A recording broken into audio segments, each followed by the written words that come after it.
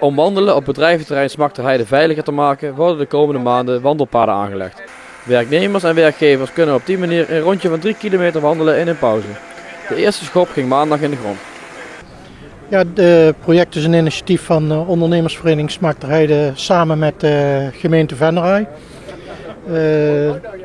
De ondernemersvereniging Smakterheide heeft een BIS, een bedrijveninvesteringszone. Daar komen gelden op binnen en daar proberen wij zo goed mogelijke projecten mee te realiseren. We hebben al een cameraproject gerealiseerd, we hebben een nieuwe bewegwijzering gerealiseerd. En dit is het project dat we samen met de gemeente in optrekken. Veilig wandelen voor medewerkers. Is het een uniek project van Venray of niet? Nou, er liggen wel op andere bedrijventerreinen ook fietspaden en ook wandelpaden. Dus in die zin niet uniek, maar wel uniek in de manier waarop we het realiseren. Samen met de ondernemers. Of eigenlijk, de ondernemers zijn daar de aanjagers van. En jullie als gemeente zeiden, daar willen we graag aan meewerken. Jazeker, ze hebben hier samen een ondernemersvereniging. De zogenaamde bedrijveninvesteringszone. En zij investeren geld, dus hun eigen geld eigenlijk, investeren ze in een betere omgeving hier. Dus ook een gezondere omgeving. En daar zijn die wandelpaden voor.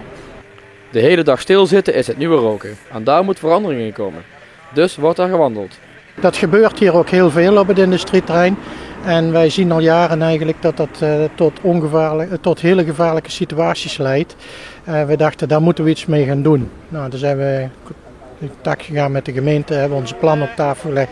We vonden dat een goed idee en participeren daarvoor substantiële bedragen. Beide partijen overigens delen daarin in de kosten. Ja.